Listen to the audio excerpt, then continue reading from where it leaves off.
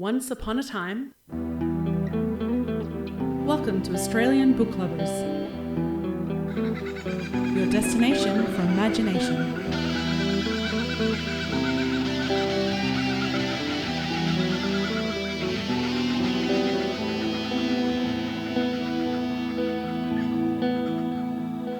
Australian Book Lovers acknowledges First Nations peoples and recognises their continuous connection to country, community and to culture.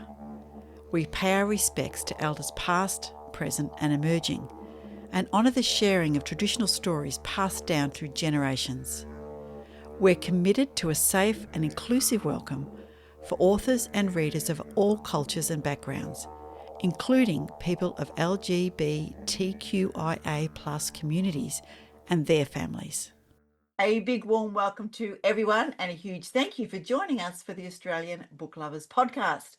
Our mission is to bring fabulous Australian and Indigenous literature that spans a whole range of genres to book lovers around the globe, as well as fantastic resources and information for passionate authors looking to write their next bestseller. I'm Veronica Strachan, aka V.E. Patton, fantasy, sci-fi, memoir and picture book writer, voracious reader of many genres, your founder and co-host, coming to you today from Wurundjeri Woiwurrung country. And it's episode, it's episode 156. 156, and I'm happy to say for those watching today on YouTube, I am back in the writer's room, which is fantastic. So I'm feeling the book vibes today. I am Laurie Bell, your co-host today, and also a science fiction fantasy author, blogger, short story, flash fiction writer. I also review some books and talk books and do all that sort of thing, coming to you also from Wurundjeri Woiwurrung country. Fantastic. And it is a beautiful morning here in Wurundjeri Woiwurrung country. And also do just want to mention, fantastic that Victoria has signed treaty with our First Nations peoples, our mobs down here, which is just absolutely brilliant. So good on everybody for their patience and their generosity and the compassion of, allowing us to walk with them into the future. So yeah, fantastic. And yay. We have got a lot. We do. Lots of book spotlights indeed. And we have a fabulous chat with a researcher who's looking at community publishing in regional Australia, which is absolutely fantastic. So there was some research done by 4 academics from the University of Melbourne, University of Queensland, and Alexandra Dane chats to us a little bit about that. And they produced the DIY Publishing Toolkit, which is fantastic. And it's a free resource, people. So you wanted to have a resource to write your next bestseller. Well, this is a great one if you are just starting out, particularly if you're in regional Australia, and it has some really good hints and bits and pieces there. So more on that later. Yes. And luckily, we both got to speak to Alex, so that is very exciting as well. Yes, indeed, because the person that I next interviewed was talking about flash fiction. I won't say who it is because that's an upcoming episode. And I thought, why isn't Laurie interviewing this person? Anyway, I'm like, flash fiction, you say? Flash fiction, I say yes. So I know I will mention. So that was the fabulous Johanne Dutoit who was chatting about that. Loves flash fiction, has done lots of short stories, and that's coming up afterwards. But anyway, a couple of episodes in the future, but we've just had our interview, which is lovely. All right. We are talking about, in fact, the writing and editing checklist by the fabulous KM Allan. Pick something. Pick something. What I had kind of which is one that really had an impact on me, was the reverse outline checklist. Oh, that's good. I'm kind of up to that with my book at the moment. So yeah, go into it. Yeah. So writing and editing checklist by KM Allan is take your book from first draft to publication, and we're supporting Kate because she is a fabulous local writer, and she's very generous and does a lot for writers and the writing community. Speaking of toolkits. And speaking of toolkits, in fact, is another one that is absolutely brilliant and you should have. Yeah, there's so many good checklists here. So this is and this is the reverse outline checklist. So if you're a writer who is a planner, one of the first things you'll do when you're starting a new manuscript is to create an outline. But if you're a pantser, raise his hand. You'll shun all of us. You'll shun outlining in favour of writing by the seat of your pants, aka not knowing what you're doing until you've done it. You might have the incident that kicks off the story or a vague idea about small town secrets without actually knowing what the secret is yet, but you're hopeful you get to the details as you write, provided you've made enough offerings of chocolate to satisfy your muse. Yes, Kate does the green tea and chocolate. She's on my camp, absolutely. Yeah. Now, writing without a plan might be the only way some pantsers can work, but eventually you'll need something to make sense of all those chapters, and that's when reverse outlining can help. So this is really good. It's you sit down after you've written your first draft and then outline your book. It helps you see the whole story, breaks down the incidents, highlights character motivations, and allows you to make a game plan for the second draft. So this is what she does, and you can sort of chop and change it and those kind of things. So without going into all of the bits and pieces, because I want you to buy Kate's book or have a look at some of her blogs online. This book came from all the blogs that she's been publishing over the last few years. So, for example, you start at chapter 1 and break down what happens, who's in the chapter, what incidents occur, and why. It's just a few bullet points. You don't need to get, too much. Then you highlight the highlights. Then you make a list of what needs to be added and done, and then away you go. So, break down what happens, highlight the highlights, plot twists, moments of despair, triumph, reveals, anything of significance, and then you make a list of what needs to be added or done. And this goes for any genre. It doesn't have to be anything in particular.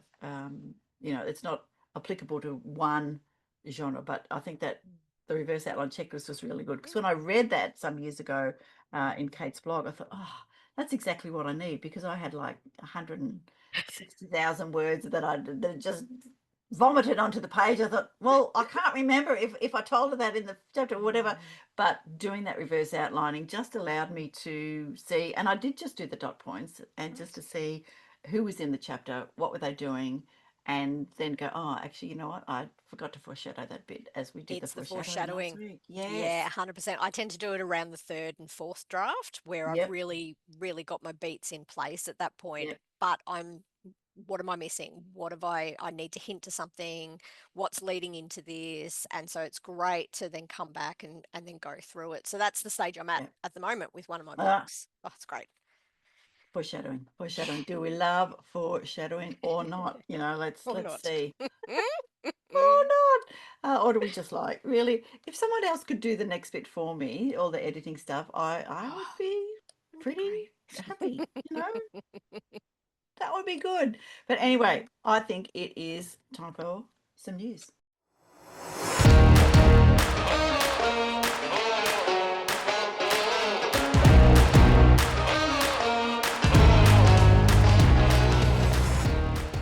All right, news. Here we are, and we do have to congratulate Helen Garner, who is a prolific Australian Yes. writer, and she has won the £50,000, which is And something. $700 Bailey Gifford Prize for non-fiction for How to End a Story, Collected Diaries with Text Publishing. So the winning title was described by the chair of the judges as Remarkable Addictive Volume.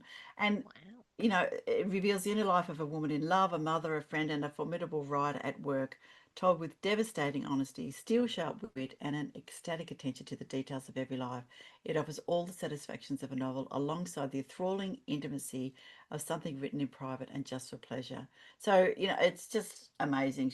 As I said, she's a prolific writer, and she is one of our absolute stars in this writing universe. And I am a great promoter and lover of journaling, and even with all my coaching and all my leadership people, I tell them to journal and then to look back.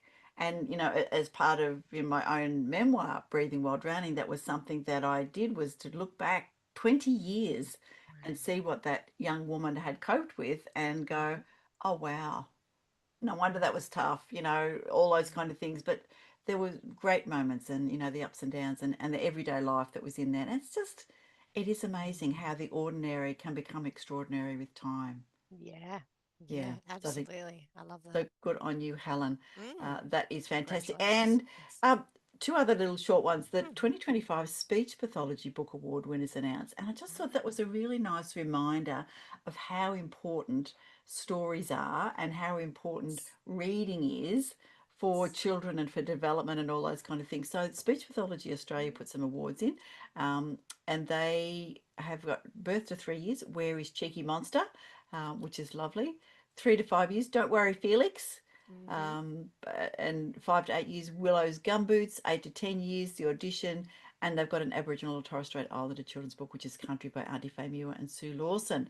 And a decodable book series, which is the reading book, which is, interesting. I tell people to jump onto books and publishing, and the fact that speech pathologists, have chosen these books. If you've got little ones who are needing a little bit of extra care, then this list or even the short list might be some good ones for you to have a think about and have a look for those as well, which is fantastic. And the last one that I've got to share, which is just an absolute joy, is our fabulous Holden Sheppard.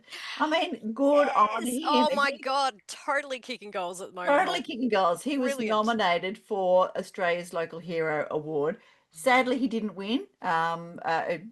Frank did win. I've lost Frank's surname, but anyway, that's all right. But Holden was hanging on stage with his new mate, the Premier of Western Australia, Roger Cook. All dressed up in his All suit, dressed up. looking all spiffy. Normally we see him in his singlets with his bicep showing, but he was looking very, very slick out there. And but I love his thing that it's rewarding to think that doing the stuff he's passionate about, telling gay stories authentically, advocating for artists' rights, advocating for mental health awareness matters to Australia and Australians. Oh, it just makes me teary thinking about it. And he'll keep doing that for the rest of his days. So good on you, Holden. You beauty. You didn't win, but you are a local hero in our eyes and the eyes of many others. So that's good. Absolutely. There you go. Fantastic. Yeah, him and Raph looking very gorgeous at the award ceremony, which is lovely. Yeah. Yeah, they're so cute together. That's good. They're so cute together. All right. All right. Well, I'll jump in on your second story there with reading and with children, because that's one of my really big soapbox moments where I love to talk about reading with little kiddies. And the Australian Reads, they've got a new article up, which I recommend you jump on and have a read, is called Reading with Babies and Children, the Top Tips and Benefits. So it's always an interesting one, and it actually reflects another story I'm going to talk about in a minute. But it actually goes through some stats in regard to children's development with reading. And one of the ones that I always harp on about is just how the bonding benefits between kids and parents while they're reading with their kids. But there are massive benefits for the kiddies, and a lot of that comes from the repetitive rhyming nature with books, reading books that they really enjoy, reading books that they've read over and over and over again and love, which just reinforces a lot of those reading techniques. But it also, that the article goes into that, as while a lot of people know that reading with kids is good, 25% of Australian parents only read to their children once a week or not at all. This stat kills me. But they know it's beneficial. So to remind people how beneficial it is, so reading helps with early brain development, increases the bonding between parents and caregivers, but it also supports language exposure for kids. And once upon a time, being a teacher, I saw this a lot, long time ago. So reading, it's such a valuable source for language exposure, because it's estimated that in the first 5 years of life, if you read one book a day, just one picture book a day, children will hear on average an extra 78,000 words more a year than children who were never read to. So that's almost 300,000 words by the time they start school. So have a read of this article. It's really important. It's the receptive language. It helps kids contextualize their environment, to better understand language, to come up with the craziest, funniest, amazing stories that kids will come up with when they've got a wider use of word knowledge to use. But they go through top tips for reading with kids. So yeah, get onto it. even if you're busy, even if you're too busy doom scrolling, make the time to read with the little kitties because it really helps. Okay, so moving on from there, jumping on to my other story I wanted to talk about, which actually links in a little bit with our interview with Dr. Alex Dane today. Um, so Australia Reads, I think I talked about it last time. There's a book, an article about why book browsing may be one of the biggest barriers to reading and what we can do about it. So on the ASA, the Australian Society of Authors, there's actually a follow-up, Decoding the Australian Reader, a Writer's Guide to Connection by Beautiful. Rachel Johns. So jump on and read that because she breaks down all the ways that it really highlights the ways that authors currently communicate with their readership and promote their materials.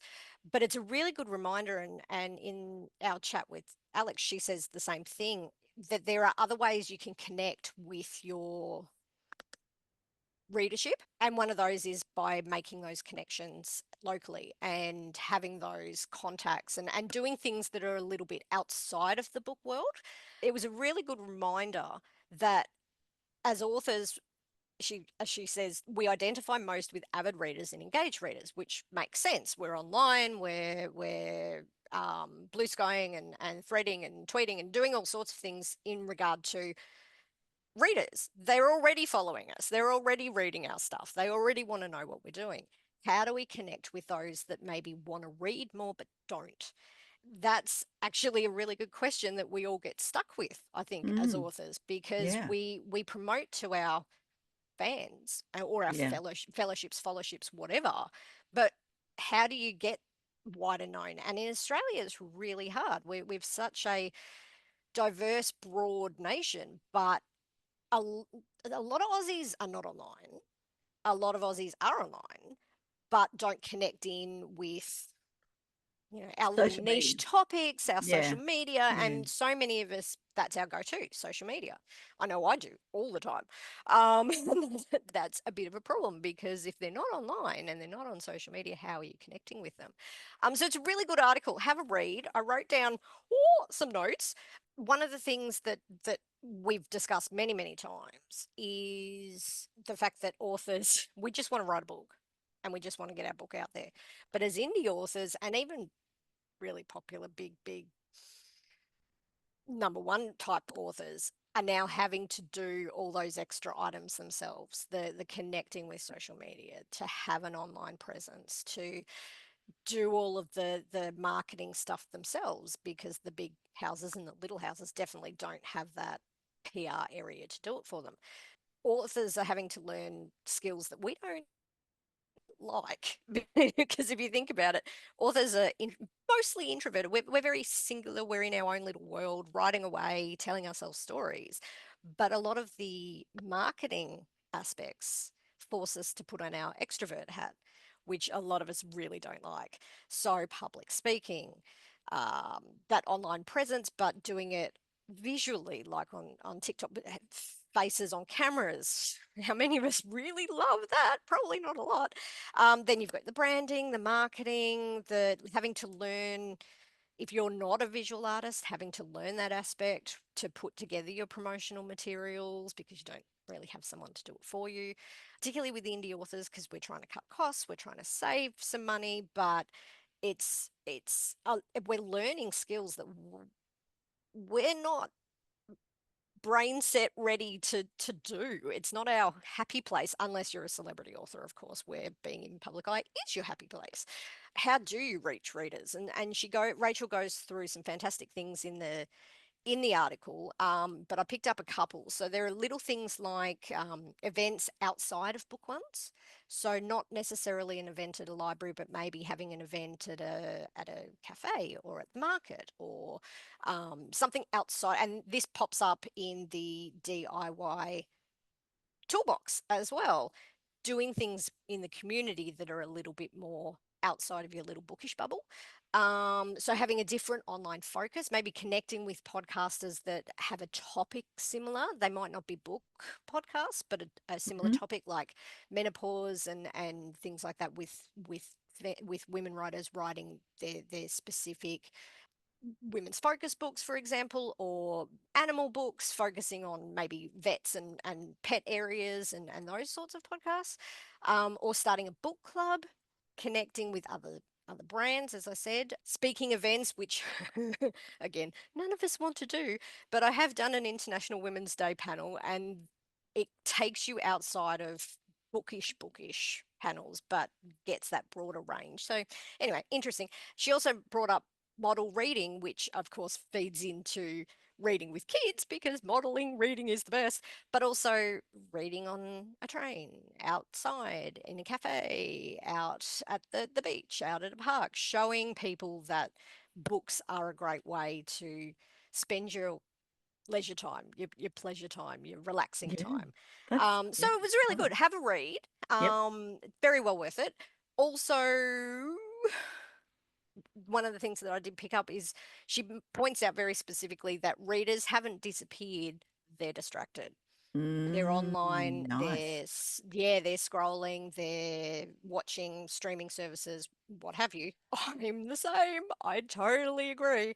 So getting that, and I wonder whether, because Australia's introducing the under 16 social media ban, I wonder whether this will be a great time to focus on the reading aspect, on getting kids back to books, on getting young adults back into reading, to keeping those pleasure centers, parts of the brain working that social media will drop away on. So anyway, it's worth another discussion. It's worth constant discussion. I think it'll be interesting to see how things go. I think the UK are doing an under 15. No, somewhere in Europe are doing an under 15 ban as well. So it'll be really interesting to see what happens with that aspect, and if teens are going to get back into reading like they used to be. I know I was massive into reading.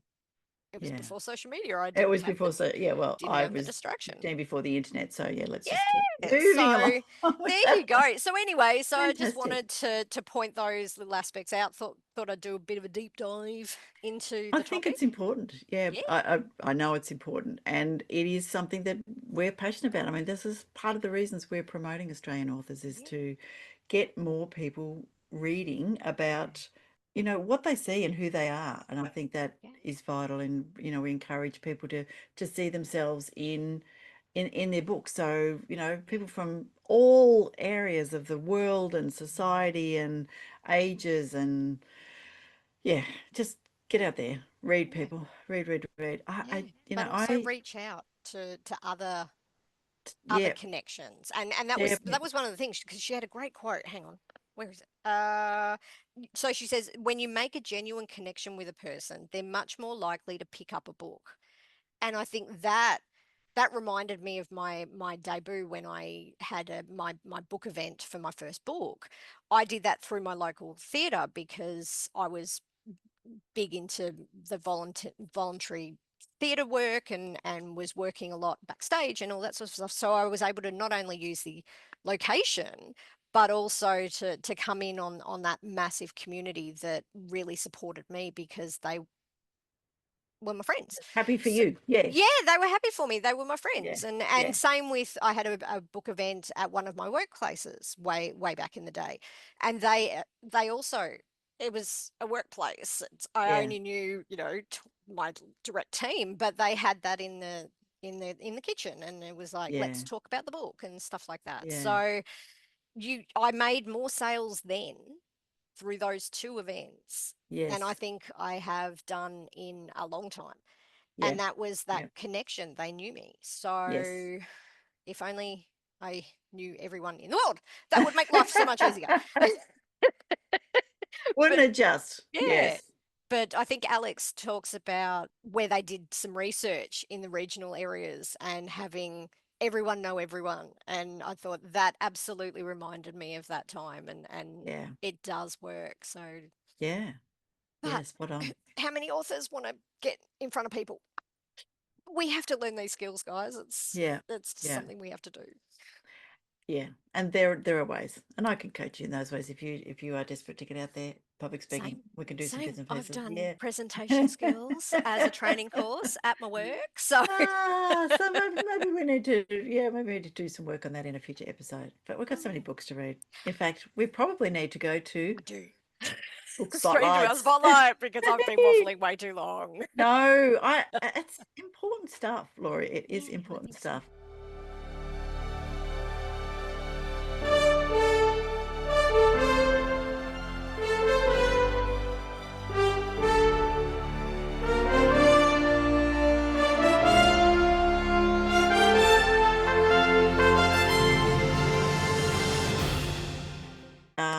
I'm going to dive into Yeah. Dear Little One, You're Yeah. Perfect Just As You Are by Christina Giuffré. And we Yes. did chat with Christina, We um, did. and she has done an adult book, but this is for little ones. It's a picture book.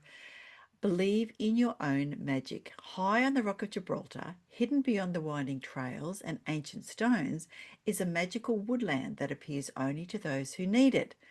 Sunny Sundog loves rolling in the grass, chasing butterflies and wagging his tail. But one day he starts comparing himself to the soaring birds, the clever Gibraltar monkeys, and the colourful flowers around him. Sunny begins to wonder, is being himself really enough? Luckily, his friend Shepito is always ready to listen, share a hug, and offer hot chocolate. With Shepito's kindness and warmth, Sonny discovers the sparkle in his eyes, the kindness in his heart, and the magic he brings just by being himself. Full of love, cozy moments, and a sprinkle of magic, this heartwarming story reminds us all, kids and grown-ups alike, that the best thing you can be is you, and what makes you unique. Join Sunny and Chapito to celebrate it. So Yes. here, it's a lovely one, isn't it? So Yeah, I've read here's that one. It's so cute. The pictures are it is, great. yeah. So here's Christina's bio. Originally from Perth in WA, with a European heritage, Christina now calls Gibraltar home. With over 20 years of career experience and a lifetime of insight, Christina is a dynamic leader, coach, and passionate advocate for diversity, equity, inclusion, and belonging. She creates environments where everyone, regardless of their background, can feel seen, heard, safe, and empowered to thrive. As a queer, neurodivergent individual living with ADHD and dyscalculia, her personal journey through anxiety, depression, and PTSD has shaped her unique perspective on compassion, resilience, and growth. With warmth and humour and deep empathy, Christina feels that no matter the challenge, there's always a path forward to drive meaningful transformation in both business and life. Yeah.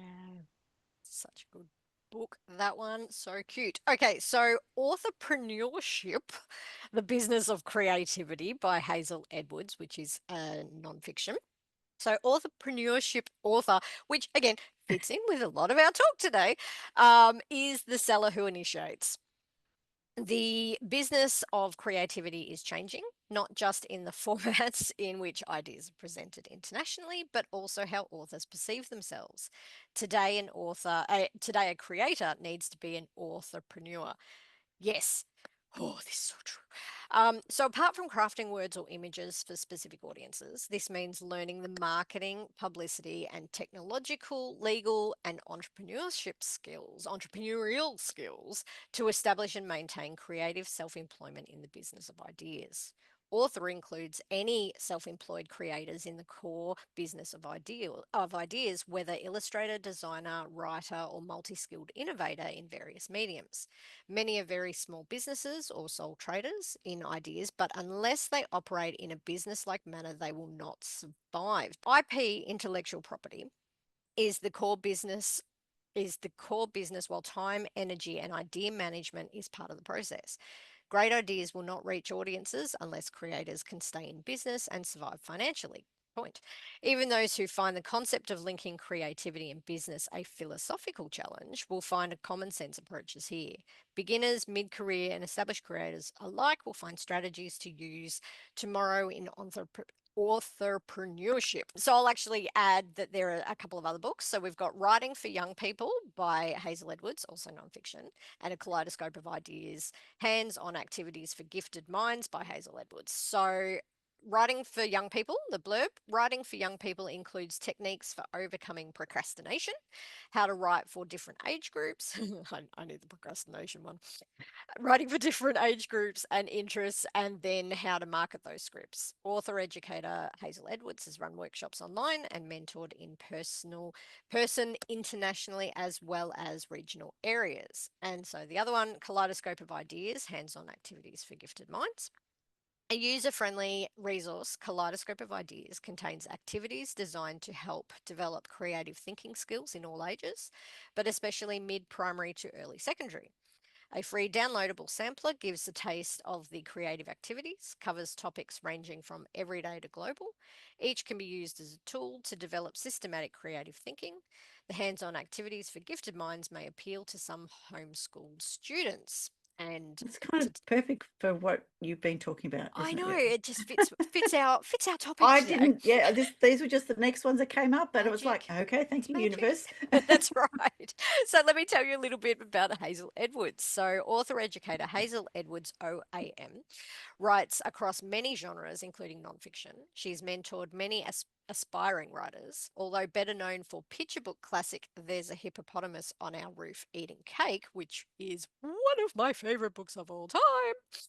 Her memoir, Not Just a Piece of Cake, takes readers into the work style behind a long-term author. So www.hazeledwards.com has free downloadable resources for first timers. So, Lots of beautiful things. Yeah, another prolific author. Yeah, Hazel is another institution in the Australian writing community. So yeah, great one. absolutely. Dying to Tell Me by Cheryl Clark, a YA. So Sasha's policeman dad has taken up a remote country posting and she falls and hits her head on the very first day in Manor Creek. When their new pet, retired police dog King, starts communicating with her, she puts it down to her concussion. But more strange things start to happen. Who is the greasy haired man she keeps seeing? Why is the local art dealer so nasty? And who killed Mrs. Alsop and set her house on fire? When Sasha sees the burning house in a dream, it is not enough to save the elderly woman. But the beaten man she sees in the old police cell is already dead, isn't he? Isn't he? Together, Sasha and King must solve the mysteries in Manor Creek and save the one person she thought she could rely on. So Cheryl Clark writes both fiction and poetry for adults, children, and young adults. Her most recent crime novel is Woman Missing, published by HarperCollins HQ in Australia, which features PI Lou Alcott investigating two different missing men. With two different missing women. To complicate things, her grandfather is one of Melbourne's biggest crime bosses, which means Lou has a lot to juggle. Her adult crime fiction was, for a long time, mostly short fiction and a couple of unpublished works. In 2009, she began working on Trust Me, I'm Dead. Love that title. In It's good. 2018, it was shortlisted for the CWA Debut Dagger Award and is now published by Verve Books in the UK. A sequel, Dead and Gone, followed in 2020, and Mad, Bad, and Dead appeared in August 2022. She's also been writing books for young readers for more than 25 years. Her first children's book was The Too Tight Tutu, which stayed in print for over 20 years. She's had more than 70 children's and YA books published, including 5 verse novels. Fantastic. The It's a Too prolific Tight writer. The Tutu. two-tide tutor. You Love talked about it. alliteration and memorable rhyming. There Yeah, is one there is for you one. people.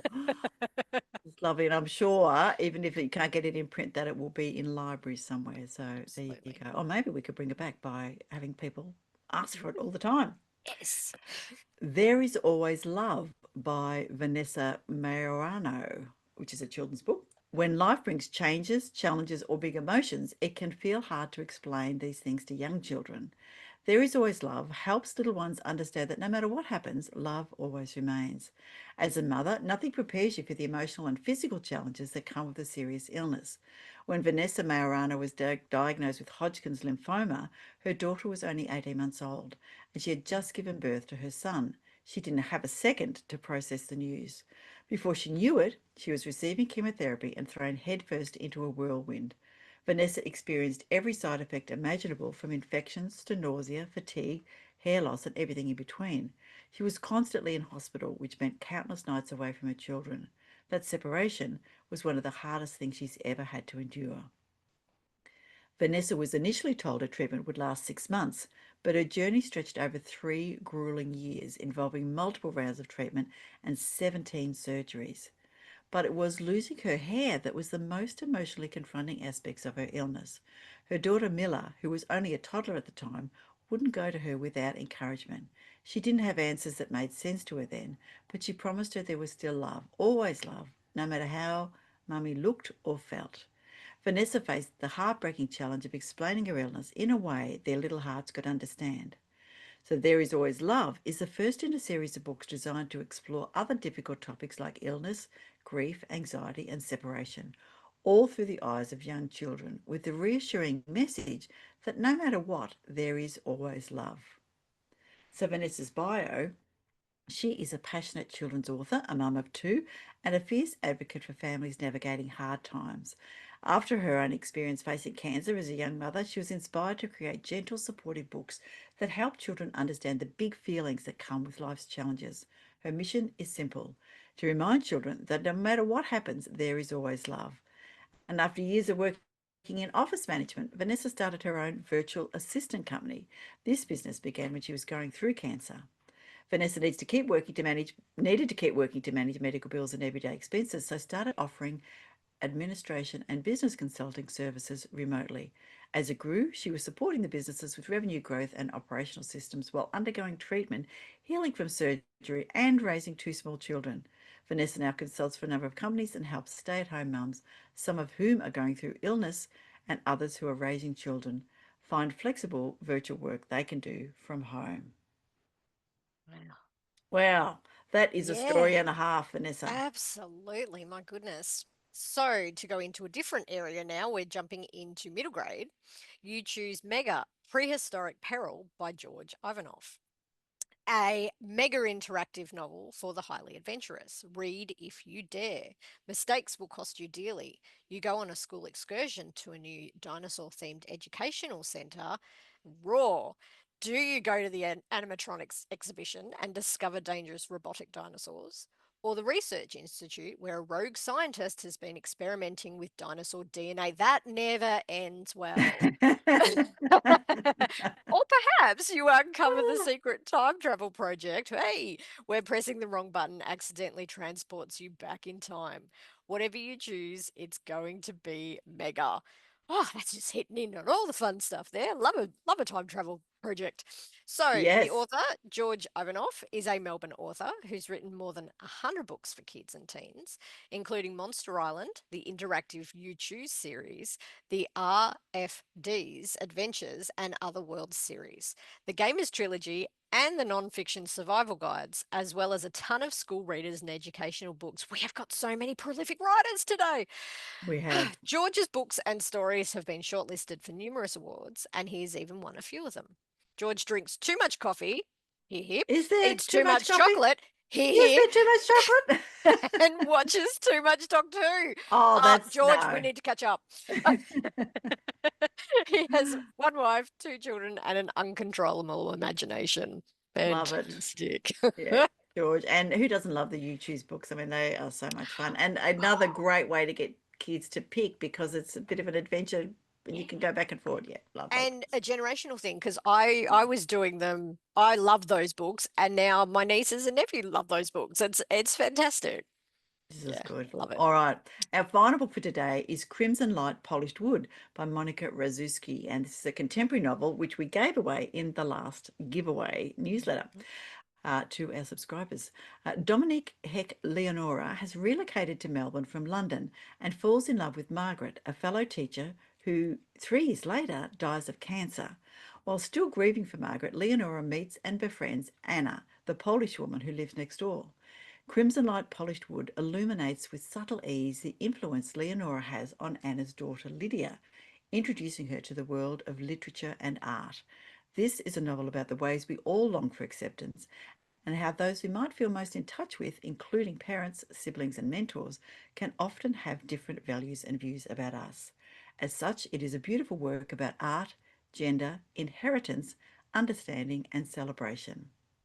And here's Monica's bio. She is a Melbourne-based novelist and playwright.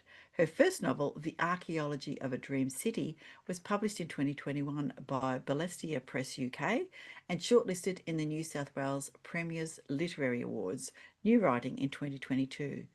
Monica's had short stories published in literary journals including Overland, Meanjin, sadly, and Southerly, and several plays produced in Melbourne and in Sydney. Her radio plays Forest and Ghost Words were produced by the Australian Broadcasting Corporation and broadcast nationally. There you go. Radio play. Gosh, I Yes. used to write so many of those when I was a kid. I need to get Mhm. into this. If this is a thing, I Yes, need to get this into is it. and get the ABC broadcasting it. Fantastic Absolutely, nationally. opportunity. So it's time for us to jump in and have a listen to our chat with Dr. Alexandra Dane, which is fantastic. All right, here we go.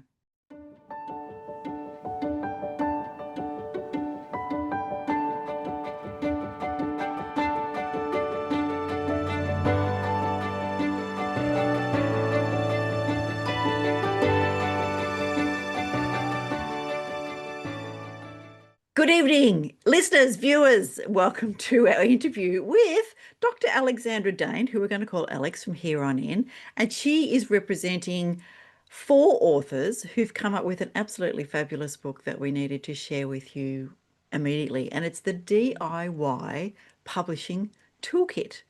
And yes, thank you very much. Yay. Excellent. And Alex is holding it up, doing a very good marketing job there. And we'll put it up for those of you who are watching on YouTube. Also written by Beth Driscoll, Kim Wilkins, and Sandra Phillips. So welcome, Alex. Thank you for having me. I appreciate it. Yeah, you're We're most both welcome. excited to have this one, particularly because obviously it's a topic near and dear to both of our hearts. And so many of our listeners are both readers and writers, many readers. So this sort of information is what we're always reaching out for. So thank you very much for coming to speak to us. Oh, thank you. Thank you. So tonight I am on Wurundjeri Woiwurrung country up here in the Macedon Ranges. Laurie, where are you? I'm the same, though not the Macedon Ranges, No. but I am in Wurundjeri Woiwurrung country out in the far east, I guess you Far could say. east. Yeah. I'm on Wurundjeri Woiwurrung and Bunurong country in Brunswick East. Ah, beautiful. It is a good spot. Yeah, my daughters lived down there for a while, and I was originally a Pascoe Vale girl, so there you go. All Amazing. right. So here we go. We are, happily on the same time zone, which doesn't Yes. always work. Let me read the blurb for the longer blurb for the publishing toolkit, and then we're going to Laurie might do Alex's bio for us. So this guide aims to give you the information you need to write and publish your own book the way you want to, whether that's the story of your life, a poetry collection, a children's book, or something else. In this guide, you'll find advice and information on everything from choosing a printer to designing a cover. Depending on your motivations for publishing, you might like to read the sections on marketing and selling your book. Always a chore. Well, let's say, not as many people enjoy that part. Or on creating beautiful objects that your friends and family will cherish. You can dip in and out of this toolkit, and I have done a fair bit of that over the last couple of weeks, and read the sections in any order.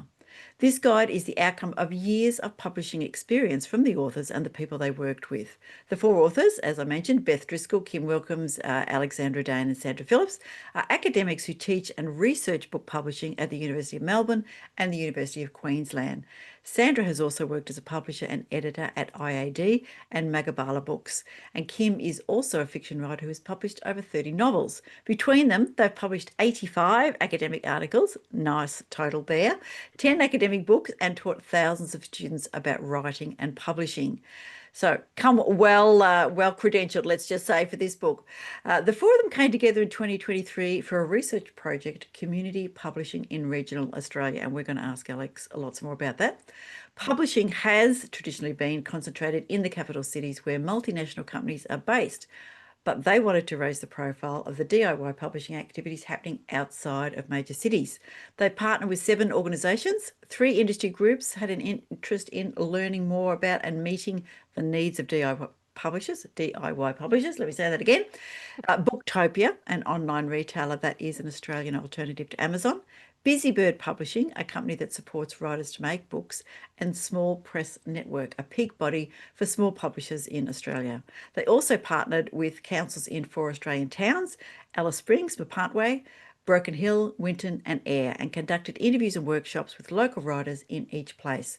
And you'll find some of their publishing stories and insights throughout the guide. So on to the toolkit. It says pick a section, get started, and happy publishing. All right, Laurie, tell us a little bit about Alex, and then we'll jump into the questions. Absolutely. So Dr. Alexandra Dane is a senior lecturer in media and communications at the University of Melbourne.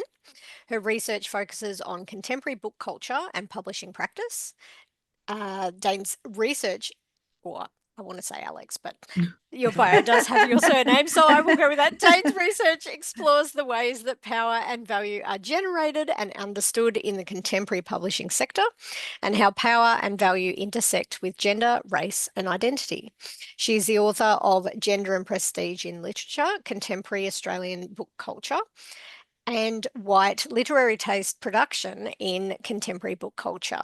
So that is some very fascinating books, I'm guessing, particularly with book culture. My goodness, I want to learn more about that.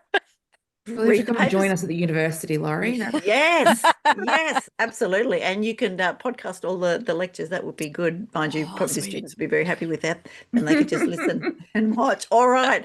So let's begin. Alex, the Community Publishing in Regional Australia Research Project. Obviously, this was kind of the genesis of it.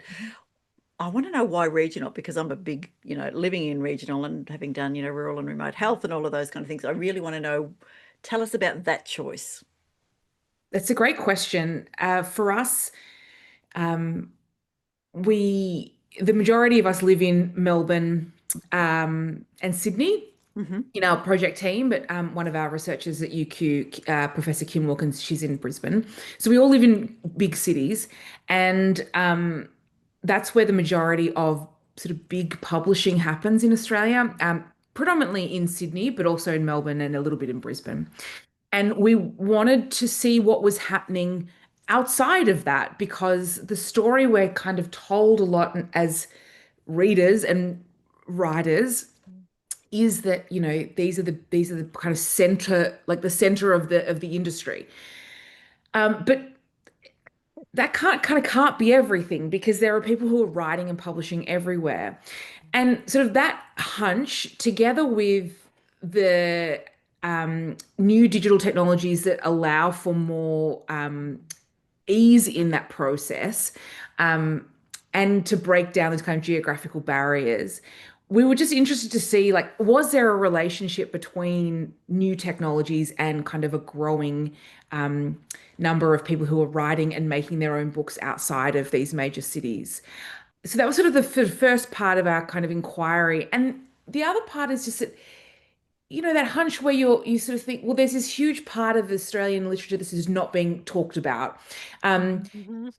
Readers and writers in regional Australia who are doing this activity all the time, but the predominant narrative is that it's sort of coming out of the capital cities. And so we just wanted to see what was happening, how people were making books, what they were writing, and see if there was a way we could support them.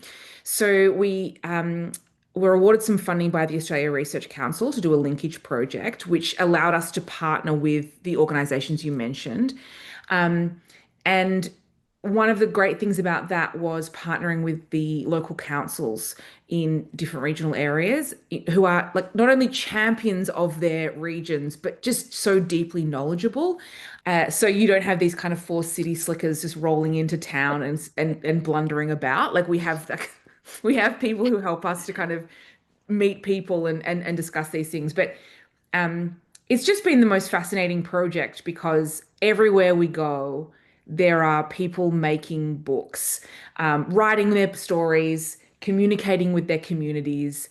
And there were things that we thought we'd find that we didn't, or that were different, which is always an exciting thing.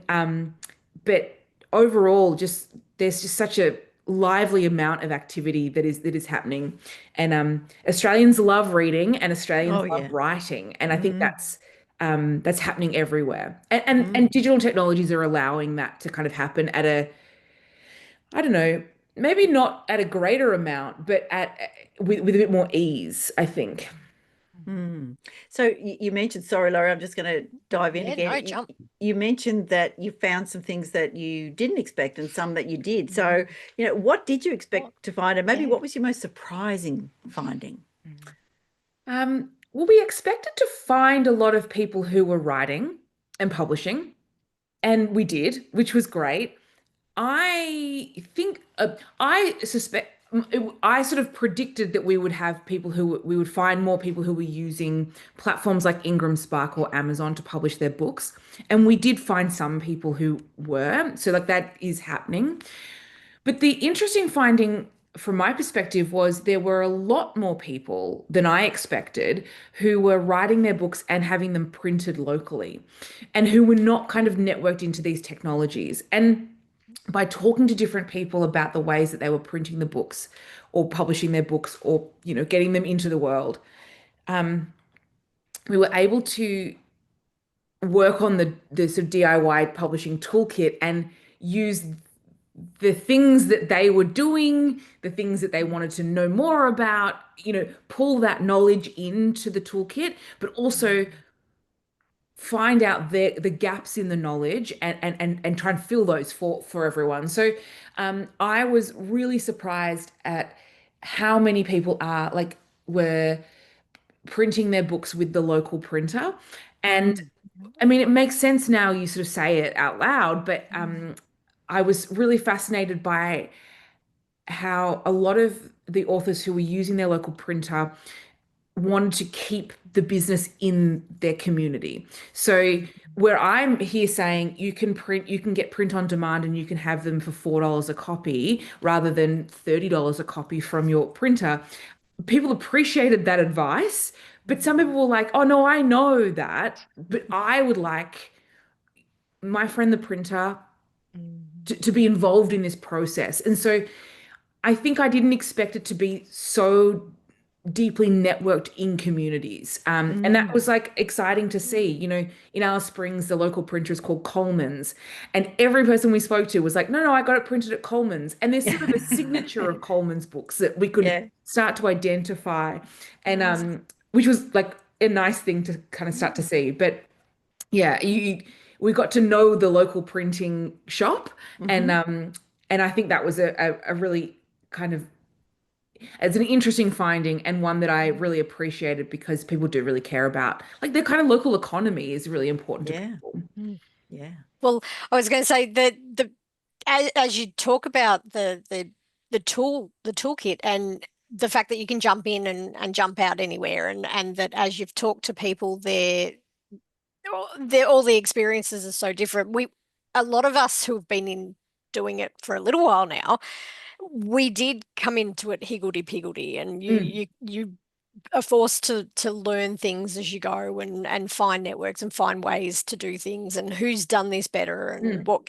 So a toolbox kit like this is an absolute goldmine. I think it's absolutely brilliant for those starting out. But what was there a particular with the inspiration for putting the book together? Was there a particular moment or a case study of or someone that you were speaking to while you were doing the research that convinced you that this topic needed a serious academic attention? Because a lot of us do just find it where we find it. Not one in particular, but we all four of the researchers on the team teach continue to or have teach publishing and editing. And so we have this knowledge, and we all have it sort of in different ways. Kim Wilkins is a prolific author and an amazing teacher of creative writing. Sandra Phillips has this decades long experience in editing that is just so wonderful for us as colleagues, but also for the people who we speak to in our research. I have bit of a book marketing background. I've done a lot of research about book publicity. So, I have that. Beth has one of the sort of deepest understandings of readership and book culture in Australia of anyone. She's a kind of the preeminent scholar of that. So we really wanted to bring that knowledge kind of into play with the practice that we could sort of see on the ground. There's no kind of, as we said, there's no one way to kind of get into the toolkit. You can use it in any way you want, but we heard time and time again how resourceful and entrepreneurial and creative the authors we were talking to were.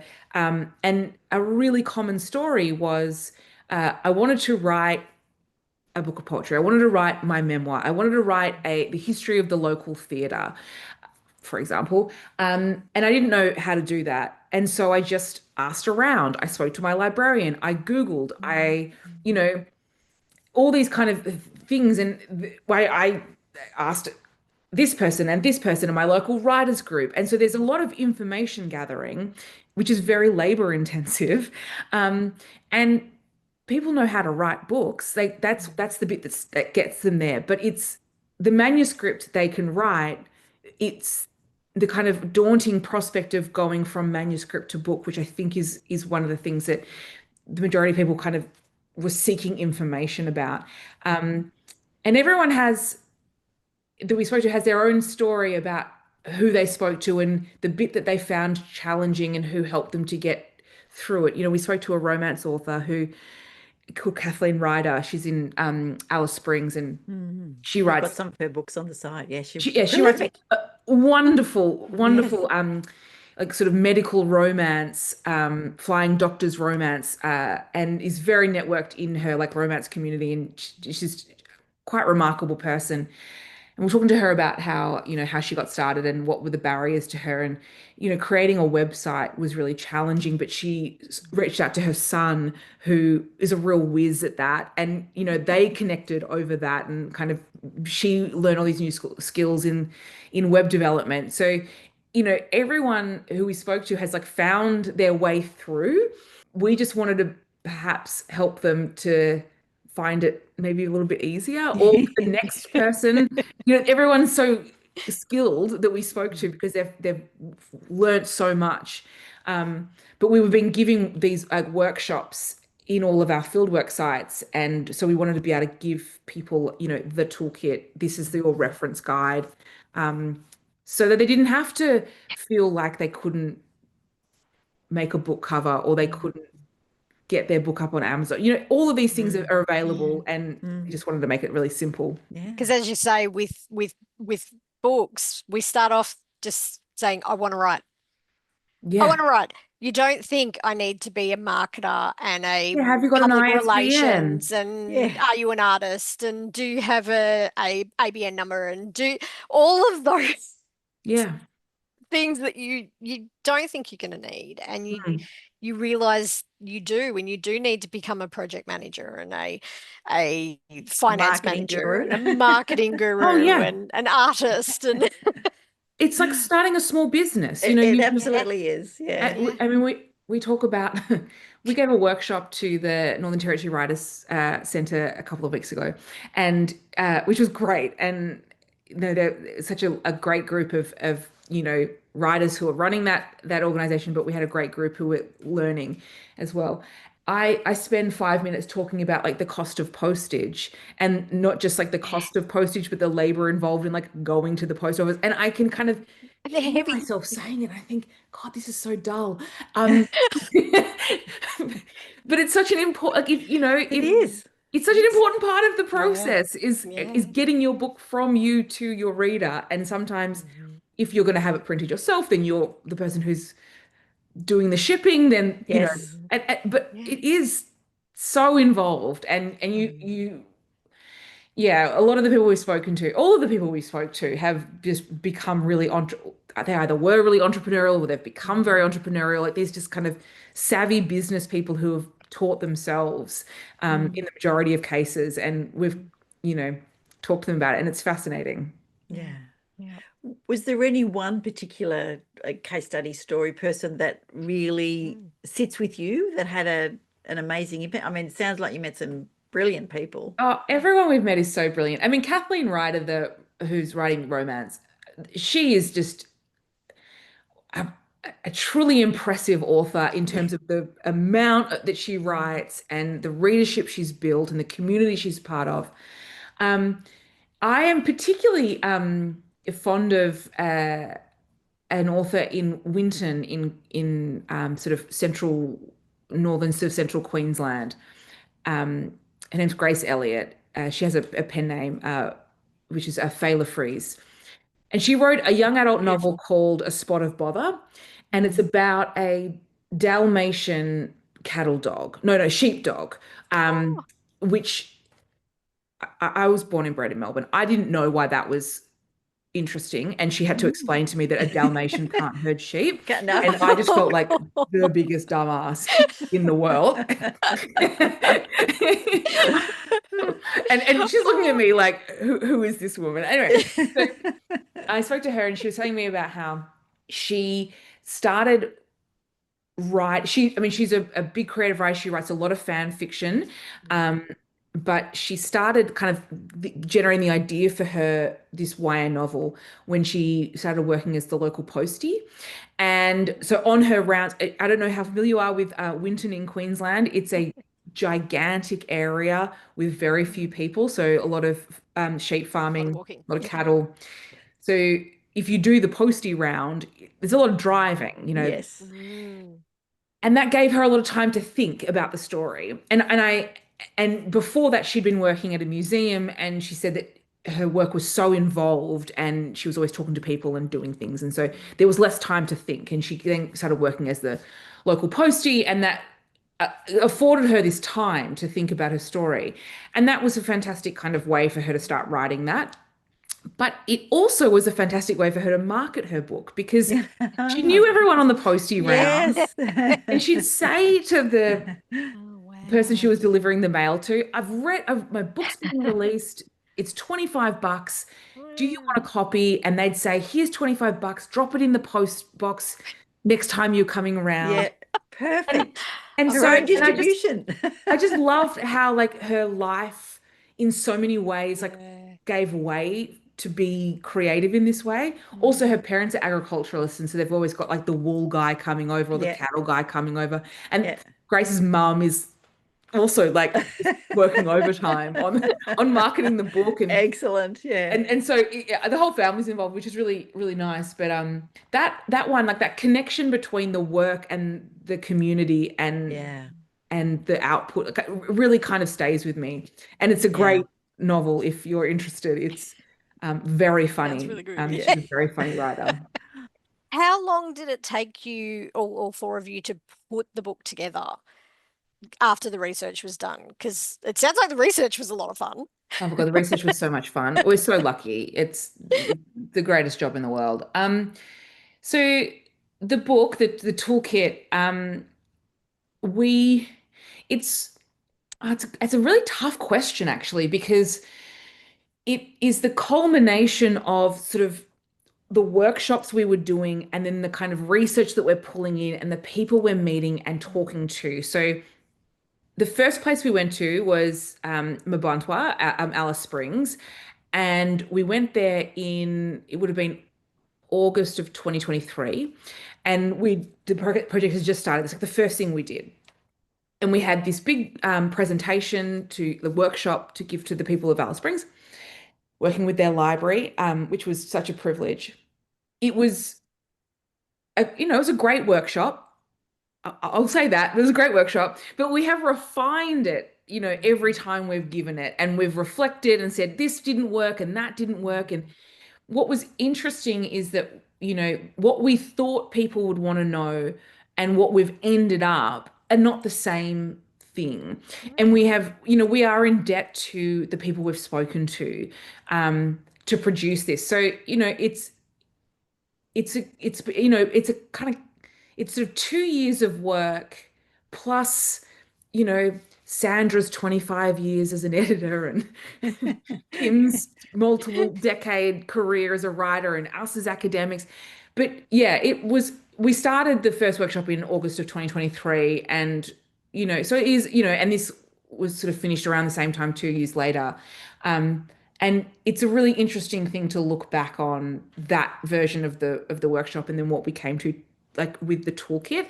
And the major changes have come about by the questions people have asked us that we didn't think they would, the things that people are really interested in. There are some things that people are less interested in talking about, but do kind of need to know. The postage staff, getting an ISBN. No one wants to have a conversation about an ISBN. I mean, sorry, academics love having conversations about ISBN, but no one really wants in a workshop to talk about that. They want to talk about the creative process and the market. Yes.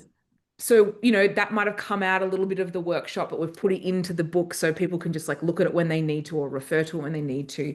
So it's been a really iterative, creative process to pull it together. And it's just, that's a real privilege that you are afforded when you are able to go around the country and talk to people. And this is a collected knowledge. And we're very keen when we go into a place to remember that we're not coming in over the top. We come in alongside and we work with people, and it's a knowledge exchange. And that's why the workshop sort of exists, and that's why the toolkit exists, and it's free and anyone can have it. So we learn from the people that we're working with, and we give back to the people that we're exchanging knowledge. No one here is the expert. We're all kind of working together, and that's a really important part of the sort of philosophy that we have going into our fieldwork sites. So were there any myths that you had to bust then if you're going into, to do this exchange? Were there any aha moments or yes, that just doesn't happen, or yes, you're not going to make $4 million on your first book? Yeah, you do have to tell people that no one's going to make any money, and don't worry, it's not because you're living in X place and you're not connected to the industry. No one in the industry no makes one money, so that's for everyone. Yes. Do you know what? The thing that was most kind of aha for me was, and this is a bit dark, was how many predatory companies there are. That people who want to write can be targeted by, and a lack of knowledge about what a vanity press is or what is the right amount of money to pay for a service.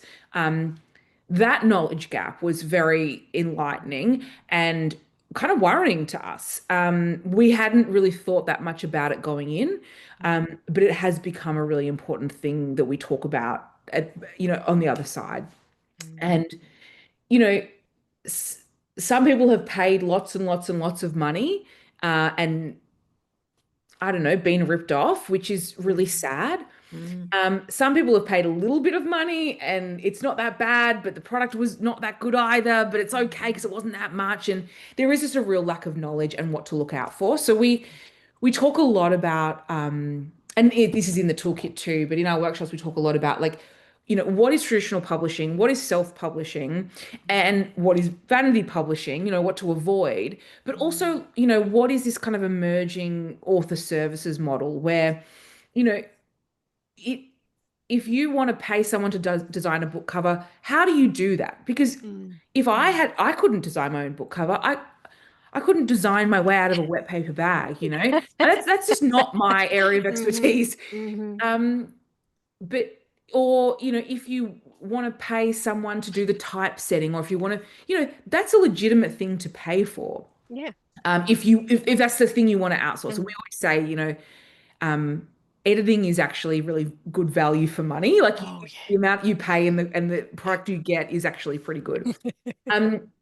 So educating people about these companies that are legitimate and not taking you for a ride, and will be really clear and upfront about what you get for your money if you want to outsource things. That's been the biggest thing for us, and how there are companies that will charge thousands of dollars for a very bad product. Yeah. I mean, one of our partners, Busybird Publishing, is an author services company. I mean, there are lots of author services company. I don't have to plug them, but they're the one I know. And they're a really small operation, and they're really ethical, and they're really upfront. If you want X, this is what it costs. This is what you do. This is what we do. And so kind of Googling around is also good for that. But if someone's going to charge you thousands and thousands of dollars for 100 copies, that's not that's not right. Yeah. And there are predatory editing Yeah. services out there, and book cover services, and then the marketing side, a lot of predatory online services there. It is really tough to know what's legit and what's a good option. So that's Absolutely. really good advice. Yeah, I mean the kind of top line advice, we've got a lot of detail about it in the toolkit. But the top line advice is that if someone can't tell you what you're paying for, don't pay for it. It's a legitimate company will say, this is what we're doing. Yep. Like any quote, if you go Yeah. ask someone to, I don't know, build you a fence, they'll tell you like materials are this amount of money and our labor costs this per hour. You should be able to have that kind of detail if you're working with an author services company.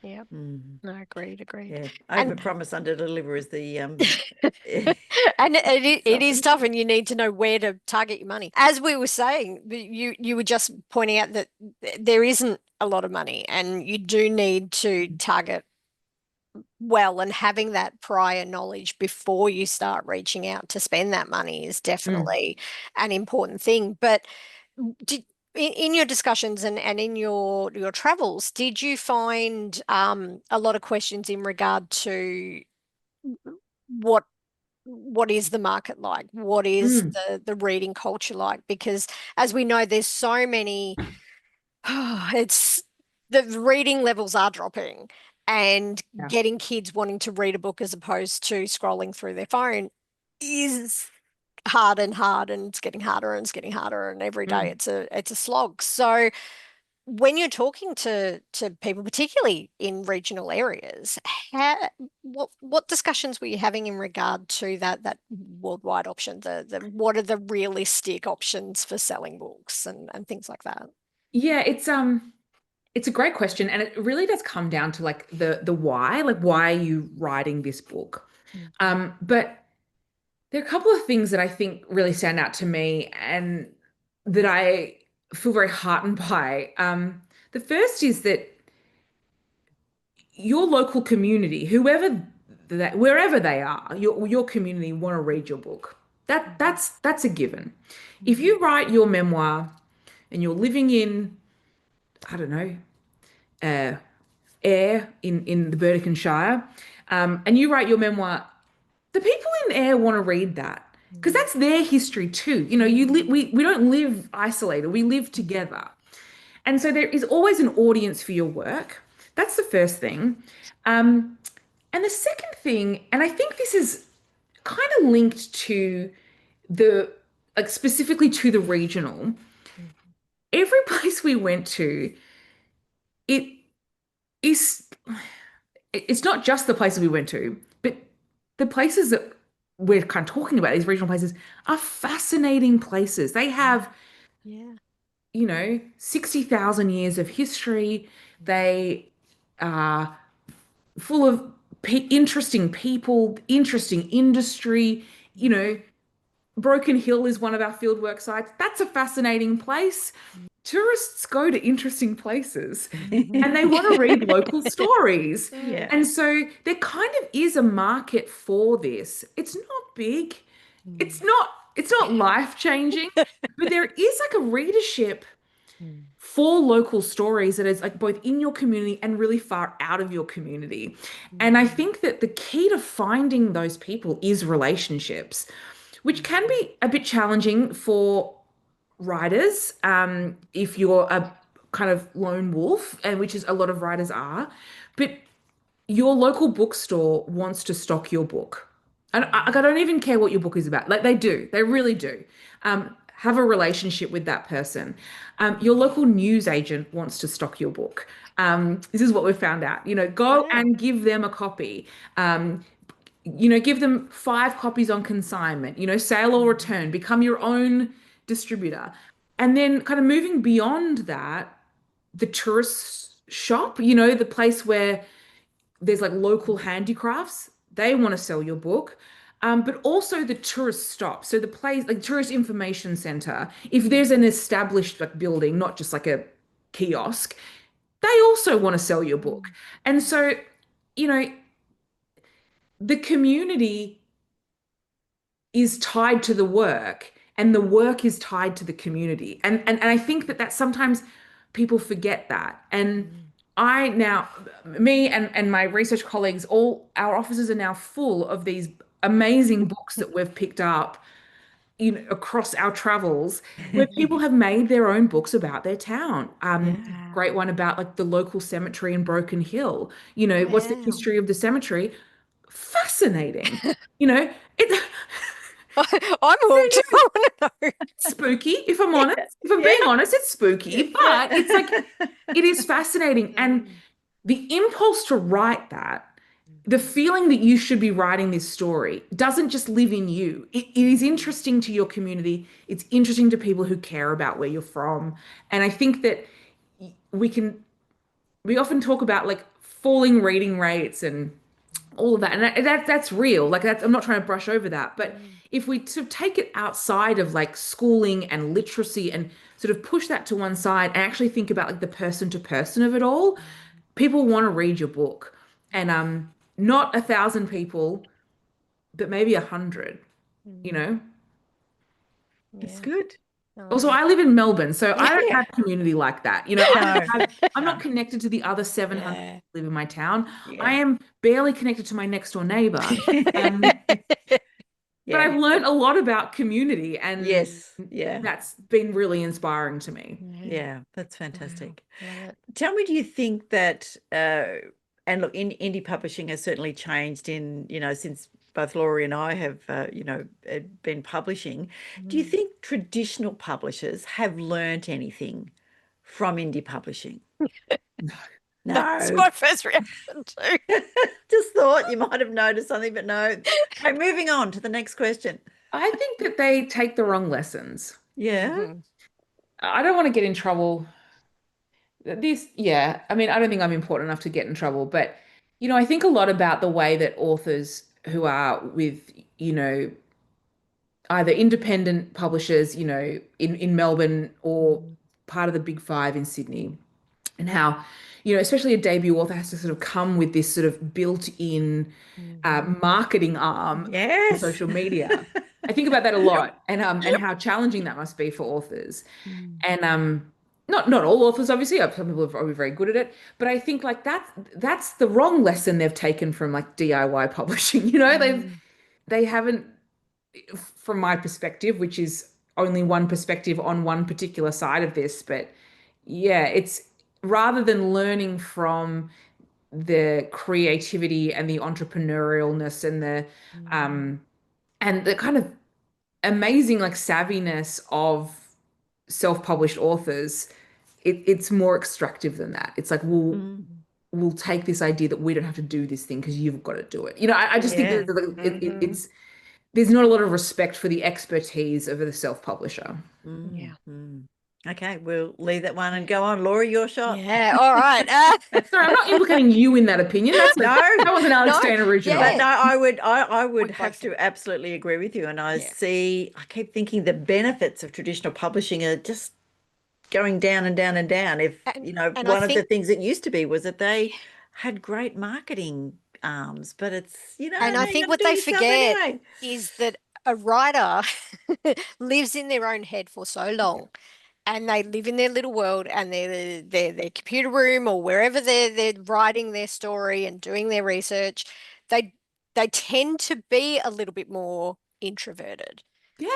They don't want to get out there in front of people, and then they're expecting authors to come along and be master speakers, public speakers, and have no problems with travel and all of these items that you think they're not looking for an author. They're looking for a personality who just happens to have a book.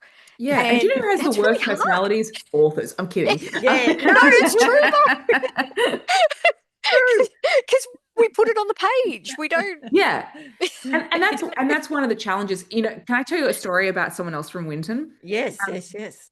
So there's this guy called Jeff Close who lives in Winton, and he has, how do I describe Jeff?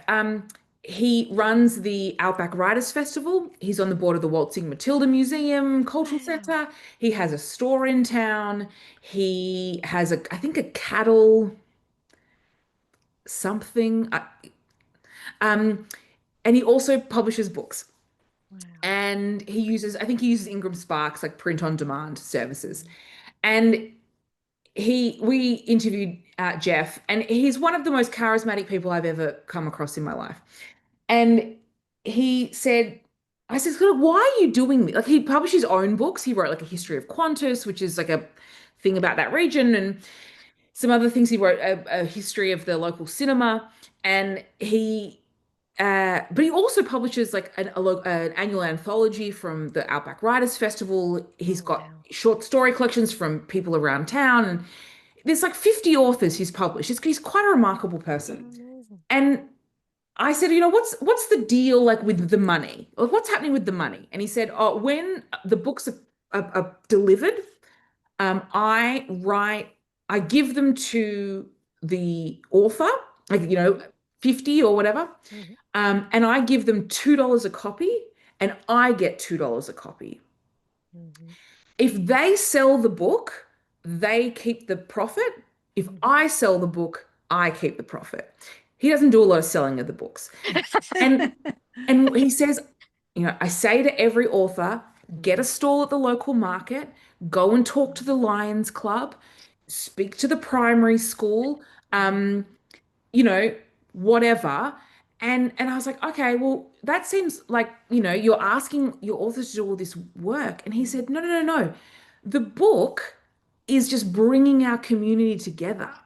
I'm asking people to have conversations. We're all so isolated. Let's use this book that you've written to have a conversation with someone, to connect over a cup of tea, to present at the Lions Club or Probus or whatever, and, you know, give a few books to the local, you know, drive for the school, or like, it doesn't really matter what it is.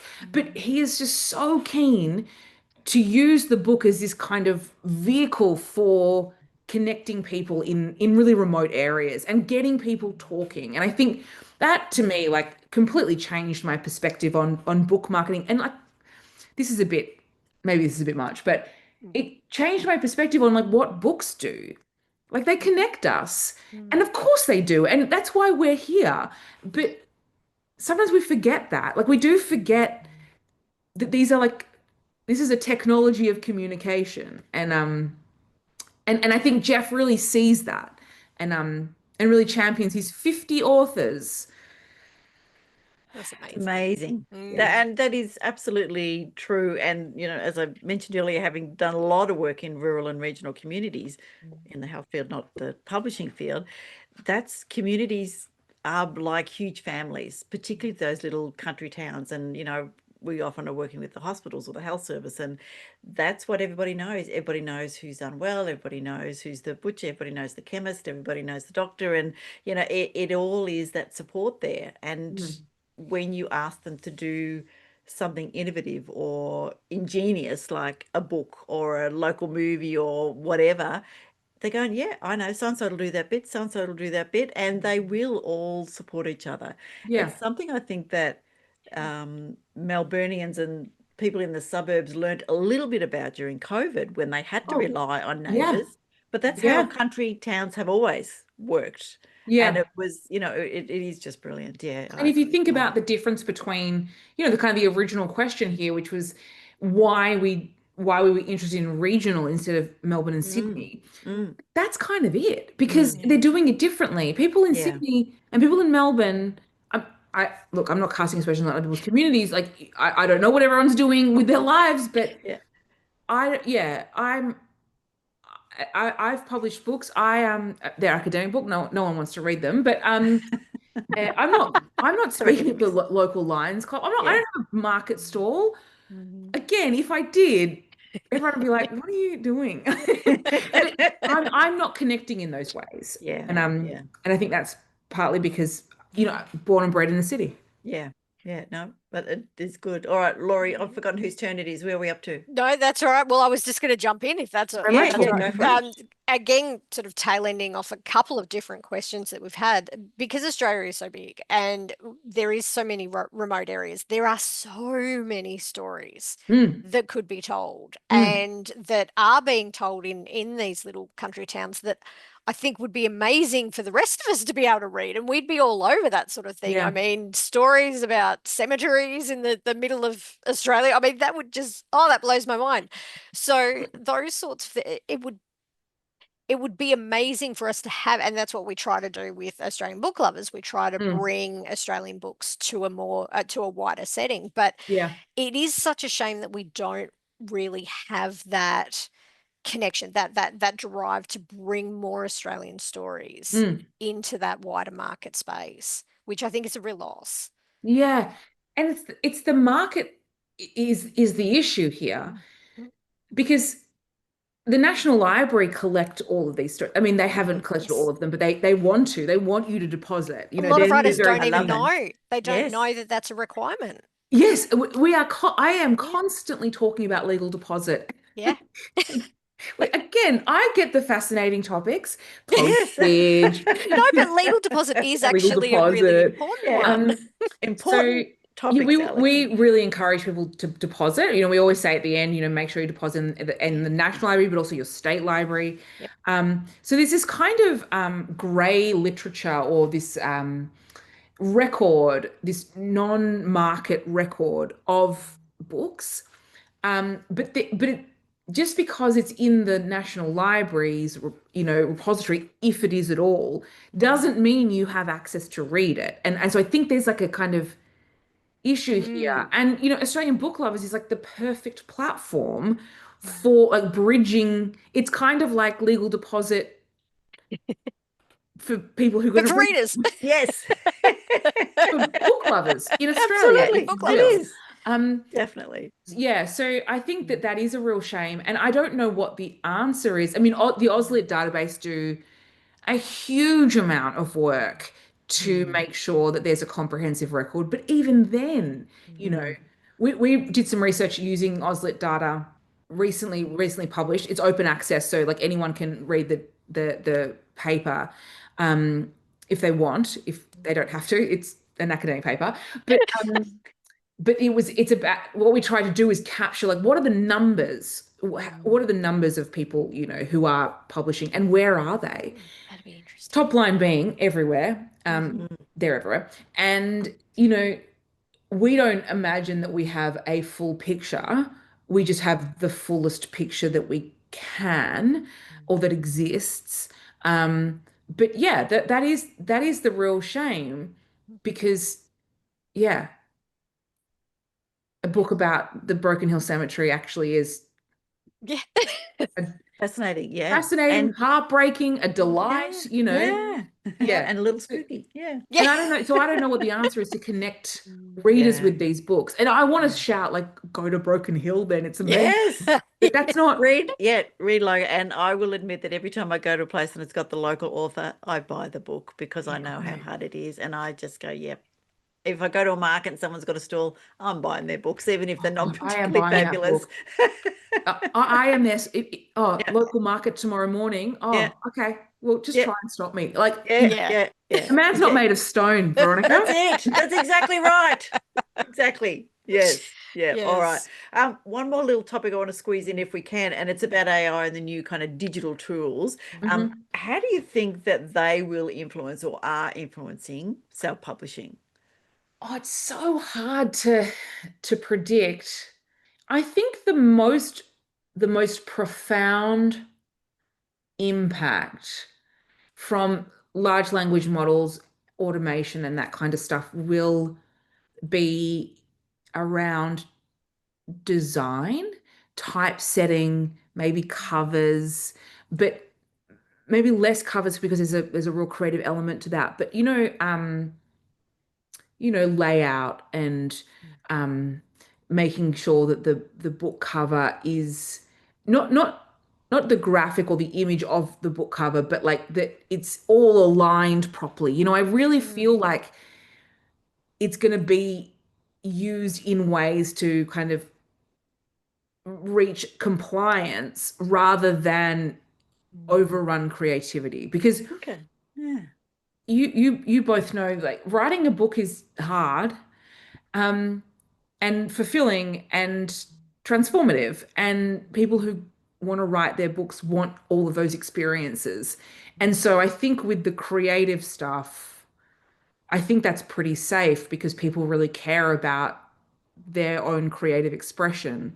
But I think that there's the potential for AI to really help with things like, yeah, layout, maybe legal deposit, you know, like there's kind of that could be automated, you know, things like Yeah. that. Yeah. Yes. I think that there's you know, compliance things where it can be really helpful. But I don't think that it's going to touch the creativity. I just think, like, I've just seen so much creativity and so much joy from people who are making books who have just zero interest in bypassing that process. Is that too Pollyanna-ish? Is No, that oh No, I like no, it. let's have some Yeah. unicorns and rainbows. This is a good thing. And I think there's always going to be those people that abuse it and they're not writing books because they want to. They're doing it to make money and they're just Yeah. churning out stuff. and that's not So wrong. like, yeah, and all power to you. Write that's fine, but that's not the book that's gonna, like, no one will be transformed by No that. one's going to connect No. to that. No. No, absolutely not. Yeah. So, quick personal question: what do you read? What do I read? Yeah. Yes. I read a lot of Australian literary fiction. Yeah. That is the stuff I've been reading, you know, my whole adult life. I don't think I have particularly eclectic taste. But if a woman in Melbourne has published a book, I will read it. Yeah, I do spend maybe, you know, 1 month every 18 months thinking that I will become a person who reads science fiction because I love the idea of We'll it. win you over at some point. Trust Yes. me. Come on board. I don't think I'm smart enough.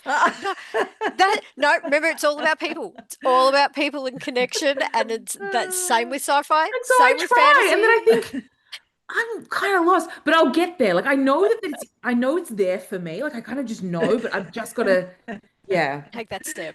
What do you read? Yeah. Well, Science fiction. Yeah. we're both Sci-fi, very big with our fantasy, sci-fi and crime. fantasy. Yeah, Yep. I've got sci-fi. Yes, Yes. I do have my But Laurie sci-fi writes on also today. detective stuff. Yep. Yeah. All right. Picture books. I've written a memoir. Got anthologies. Yeah. But I just love Wow. it. So I picked up a book the other day because I'm part of BookBub. They put out a whole lot of free books or whatever, and I thought, oh my God, this is written by written by somebody in Melbourne, and it was a shifter witchy kind of thing, Oh. but it was set in Melbourne.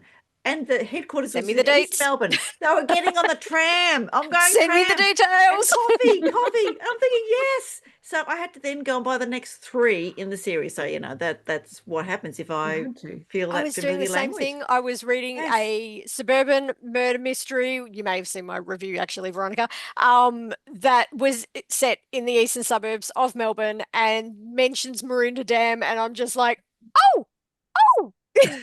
I'm Just so down the I excited. road. love that, though. Like, don't you think that that's what this is all about? Like, okay, it's not really what it's all about, but when we feel that connection to place, Yeah. like, one of the things that we talk about a lot as a research team and that we've written a lot about is place in publishing. You know, how connection to place means so much to us. It's so much Yes.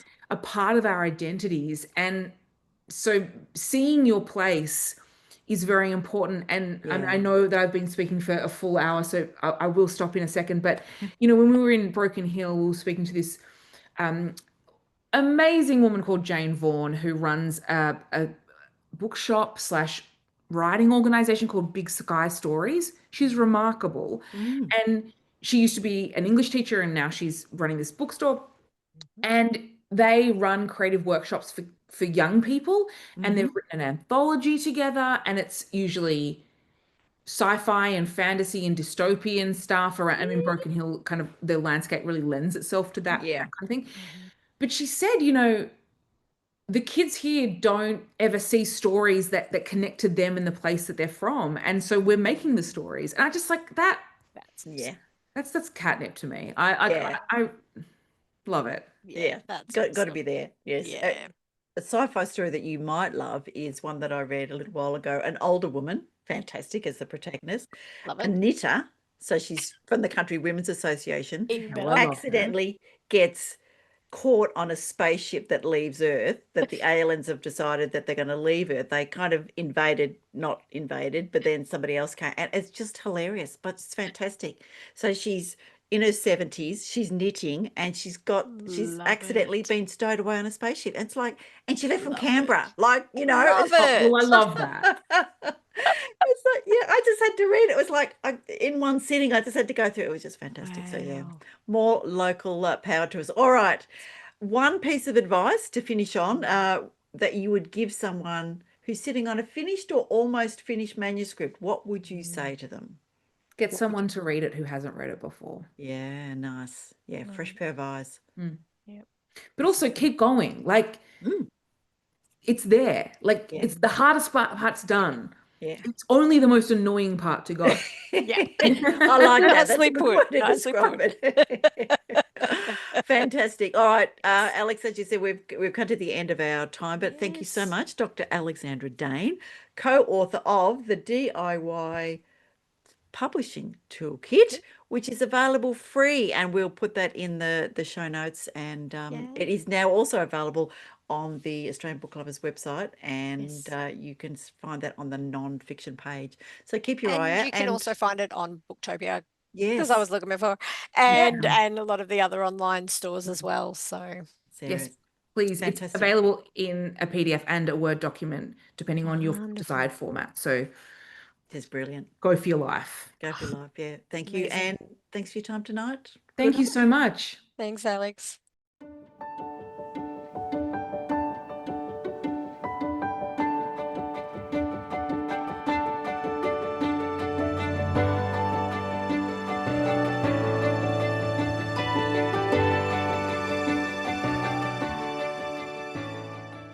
Thank you to Dr. Alexandra Dane.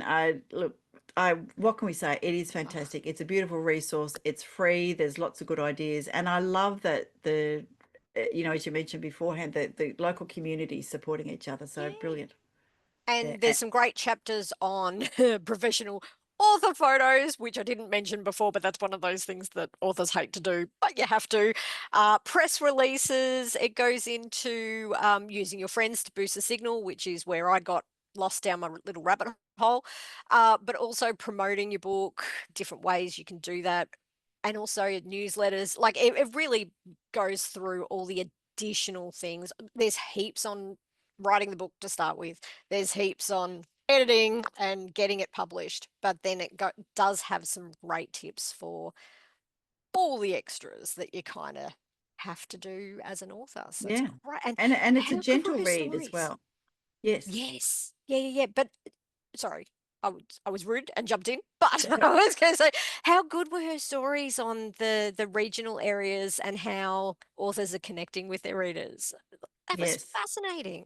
Yeah, and also asking the local printer to publish their books rather than necessarily going on the print on demand, because they wanted the local person to be involved, and that's keeping that community and buy local, really, and use local services, which is fantastic. Some of those small communities, it's really, really important that you do that when you can. Yeah, fantastic. Absolutely. And what can I say? Go onto the non-fiction page on Australian Book Lovers and you'll see the DIY Toolkit. Jump on the link, and that is a free book. So although you can pay for it on the usual locations and sales, if you want to throw in a little bit of money for the research, it's if you can, feel free. Do that as well. Yeah, absolutely. Ask for it at the library, get it into libraries so that it's there. And if you're in a writing group, share the love, tell people about these kind of books, because they're all very good. That, and of course the fabulous writing and editing checklists. Kate, I just love that book. Two books that I would have loved when I was starting. If only. Why was they around when I was floundering around in the Yep, wild, struggling of in the publishing, wild. thinking, hang on a minute, I'm a successful person. I've got a career. Why can't I do this stuff? Why am I Yep. making so many mistakes? If only Yes. I'd known that there were these great things out there and they weren't there. But they are now. All right. Yes. Which leads on to Yes. some quotes. And I had so many quotes that I could have after this. But I am going to do two. I'm going to do two. All so right. the first one is Good job, when Mum. you do it in your terms instead of someone else's, running your own shop is fun and meaningful. Every day presents new challenges and you don't have to close off the creative part of your personality to navigate them. That's by Jennifer Lee, who in fact is an American entrepreneur, but I thought it was just so appropriate for what we've Yes. been talking about. And, Yeah. just work out, like in Hazel's book, where she talks about the, philosophically you might find it challenging, but you don't have to close off the creative part to navigate this kind of business side. Yeah. Yeah, absolutely. I love it.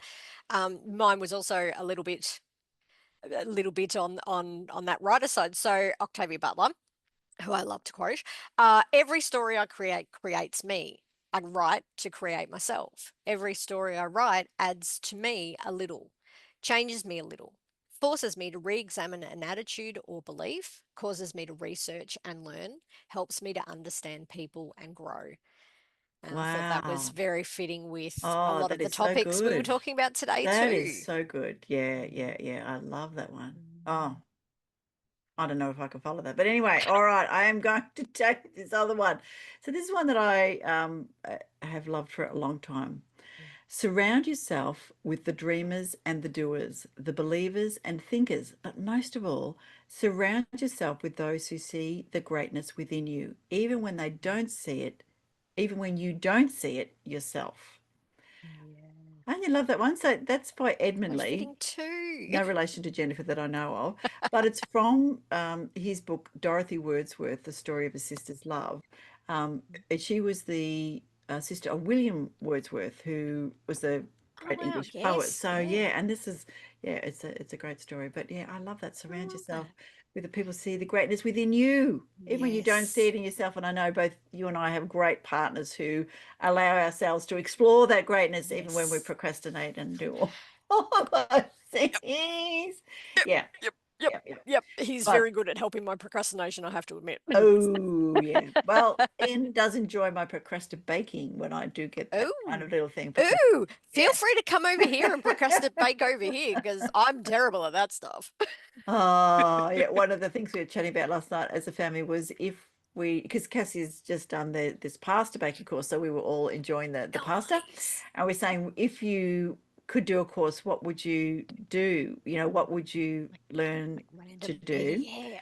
So Oh. Fraser said she'd like to learn how to do donuts. I said croissants. Ian said Mhm. apple shortcakes. Getting a theme here. Mhm. Yeah. I And am sensing a bit of a theme. The croissants one, I have to admit, I would fall uh-huh, down uh-huh. that line. I do love a good croissant. Yes, yes. Good Holly question. said creme brulee. So I think we've got all the desserts covered. And Angus he's bread. He loves the bread. So yeah, I think this is a good thing. I like it. Oh, yeah, procrastinating baking. But there you go. So Yes. enough procrastinating baking, enough Mhm. procrastinating podcasting. Yes, we need to get back on with our And do our editing. stories, but I did do a little editing this week, which is good. And as you can see, our Me books too. behind us. I've got back into the zone this Mhm, week. I don't know mhm. whether I don't know, everything. I've been so exhausted with everything, but somehow I had a Yes, little bit of energy this week and I've edited a chapter a day this week. Probably that's won't last, fantastic. but I feel Do it while you can. energized. Yeah, Feeling I feel energized, energized. which is good. This is really good. And so Mm. more power to you. Not too much doom scrolling and No, watching yeah, YouTube. there's a lot of Boring. watching. Oh well, it was so exciting. So critical role people. Yes. The first Say what episode it of is. The Mighty Nine dropped with the animation this week, and I was a bit procrastinating with that because it was so exciting. It was a great episode. So get onto that if you're a Critical Role fan or a D&D Yes. fan Oh, or a storyteller fan. yeah, any of Any that fan. because they do. It's good story. It's good research. Just Do let's you know what pretend. and I could go into this in another topic deep dive that we could do, but they the way they've changed the storytelling from when they did it live with Yes. everyone doing their characters to Yeah. rewriting the story a bit like what KM Allan says, going back and working out your story beats. The way they rewrite it for the animation series is brilliant storytelling. So that I recommend, actually, if you are a fan or just new to D&D, jump on the animation of these shows because the storytelling is brilliant. The way they rebuild the way they tell us everyone's backstory. Backstory. There's lore drops. It's fantastic. All right, there's only one more thing we have to do, Laurie, and that is to remind people to read more Aussie books. Yes. Bye for now. See you next episode. Bye. Bye. Let's meet again. Where magic happens.